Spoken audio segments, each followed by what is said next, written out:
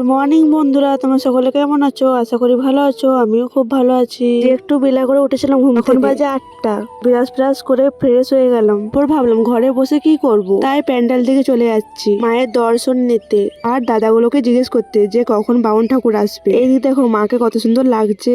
কিছুক্ষণ থেকে ঘর চলে যাচ্ছি আমি। এই দেখো আমি ঘরেও চলে এসেছি। এবারে আমি চান করব, তখন বাজে 9টা। এই দেখো আমার চানও হয়ে গেছে।